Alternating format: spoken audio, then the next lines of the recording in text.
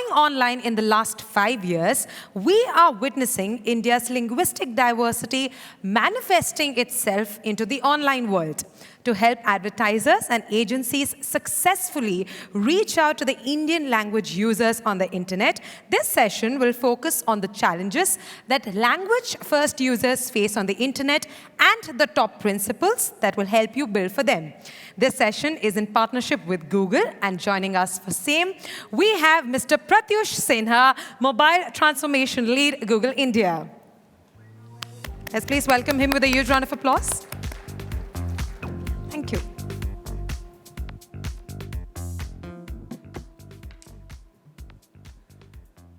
Good morning, everyone. I am Pratyush. I lead mobile transformation for Google India. In this role, I consult advertisers on building a better mobile experiences. What we did was last year, in order to improve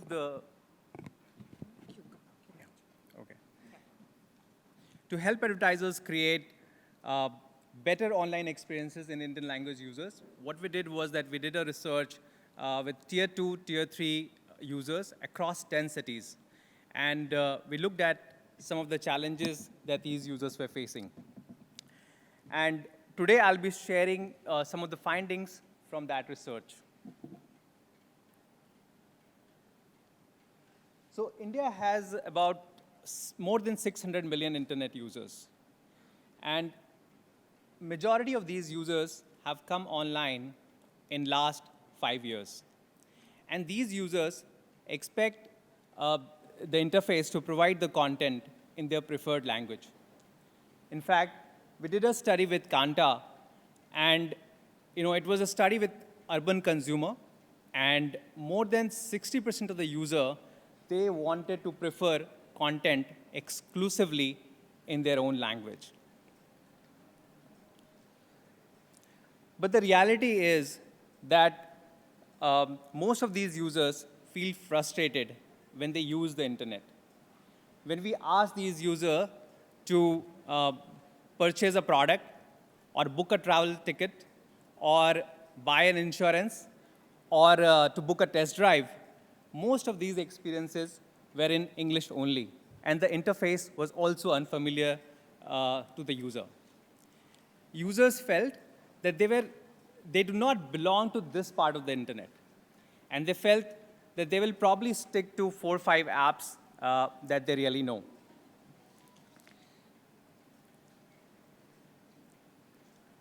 But when we showed them a thoughtfully designed experience, which was in their preferred languages, user felt really, really confident.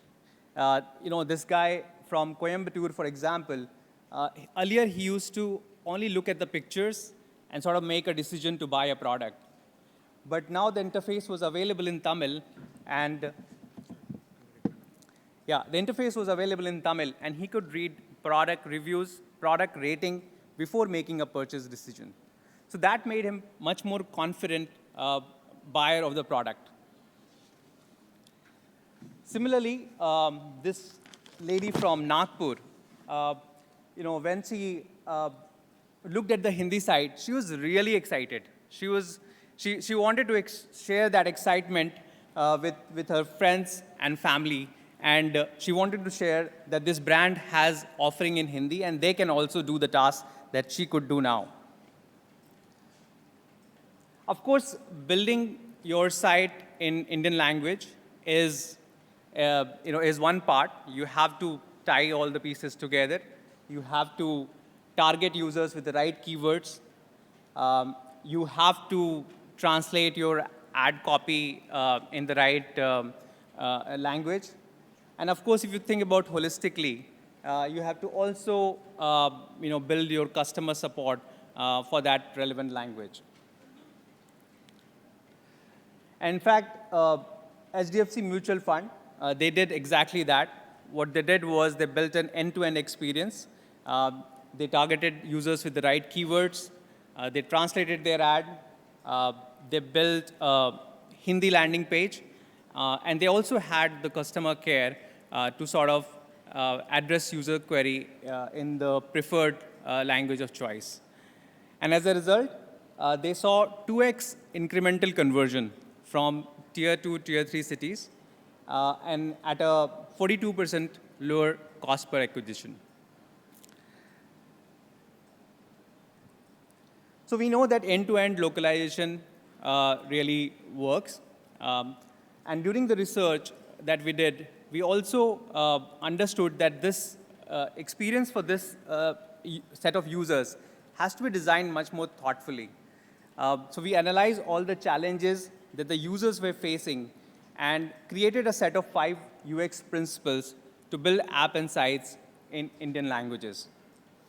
I'll be talking to you about these 5 principles. You can think of them as North Star to guide your user experience when you are building for Indian language users.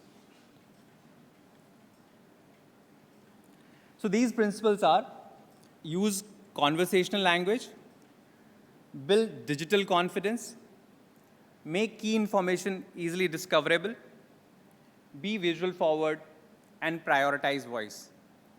I'll be sharing about these principles with a couple of examples. We did this research across Hindi, Tamil, and Telugu. But for simplicity, I'll be using Hindi-only examples. So the first principle is use conversational language. There are a few Hindi experiences that we saw, that we asked users to go through. And we saw that a lot of these sites were using very academic or very complicated terminology. And, or on the other extreme, what they would do is that they will take an English term and just transliterate it and use the Indian language script to talk about that particular word. And both these extremes were very difficult for users to understand. For example, this lady from Kanpur, when she was looking at a product description page in Hindi, and there were words like taral and stuff like that, she was not able to relate to. So what we mean is that when we are translating these content, we have to use conversational languages. So one of the tips that we have is that you should use a colloquial language to explain the terms. For example, we saw a site which had this English version site which said edit booking, now very simple. But the Hindi version of the site said booking sampadit kare, which was a way too academic and difficult to interpret. So a more colloquial translation for this would be something like booking badle. Similarly, you have term like get quote, and you can literally translate it as premium ka quote paaye, and there is nothing wrong with it. But you can be more creative and explain it better. Jaane ki premium kitna hoga, which leaves for less ambiguity. So the third principle is, third example here is like use English numerals. We saw a couple of Hindi sites and other Indian language sites. They were using Indian language script for numerals, but what we found is that most users actually preferred, English numerals for numbers. The second tip that we want to share when you are thinking of translating your site in Indian languages is that you should avoid mixed scripts. So you should not have half of the scripts in Roman and half in Indian language script, because that just breaks the readability of the site. Some exceptions, of course, like when you have to talk about the brand, you can use the English terms. Or when you are using a popular acronym, you can retain the English script or the Roman script. But you can do better by sort of, again, colloquially giving what that term mean.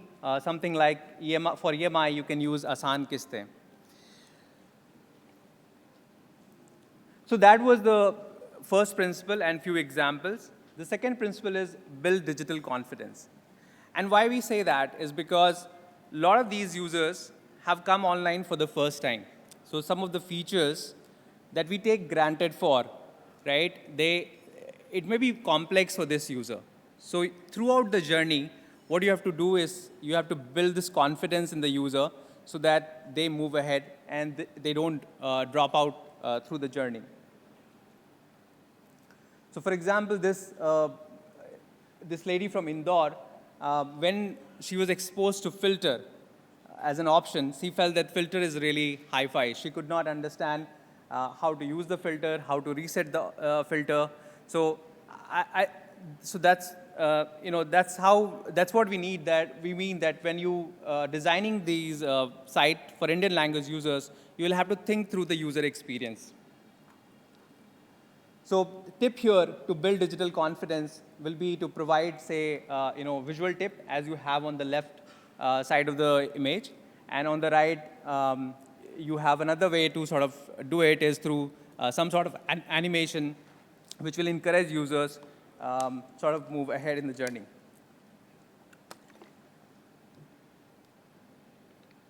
Third tip when you're thinking of building an Indian language site is that you should make key information easily discoverable.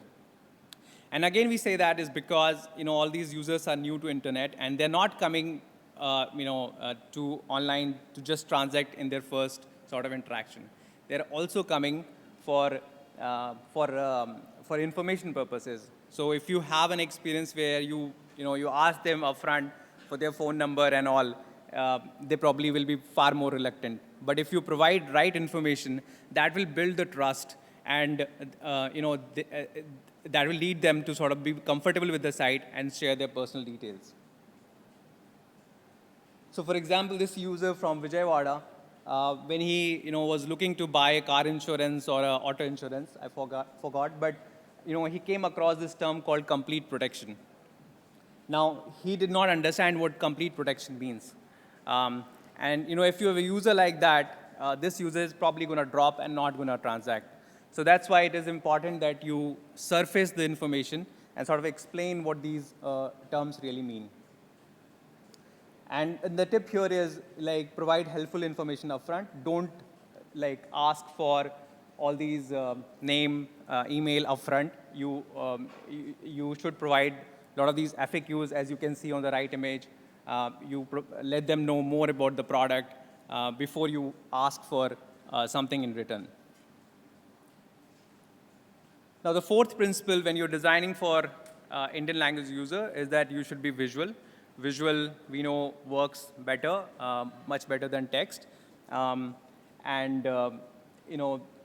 here, during the research, we came across a site, and this user from Coimbatore, he was trying to buy a bike or something like that, and there was these color panel, and all the colors were actually mentioned in the text.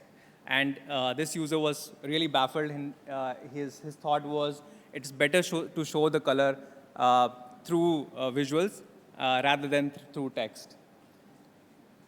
And one of the tip here that we have is when you're thinking of visual, don't think of abstract icons, because abstract icons are a little harder to interpret. So the image on the left, where you are showing product category, there are a lot of these abstract icons, and it's not all users will be able to understand what these icons mean. Rather, if you use these visual actual images of the categories, it leaves no ambiguity, and users would understand that what this category, what these images really mean. And we use a lot of this in our own product.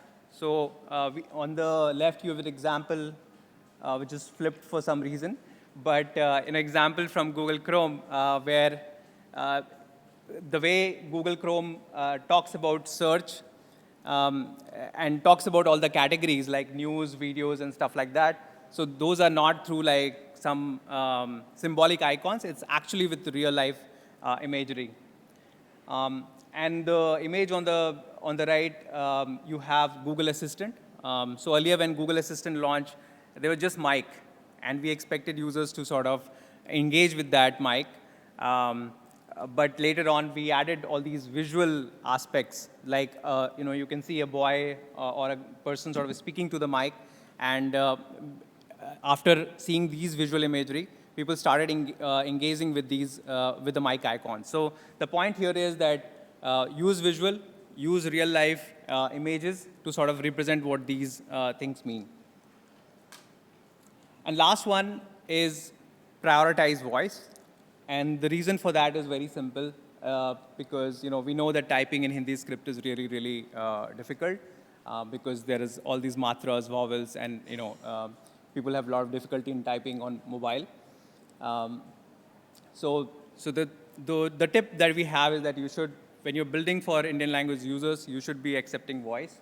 And this example on the left actually talks about an example where user is saying things on the mic. The system is able to record, but still the website gives an error because the user has not chosen that example from the drop-down.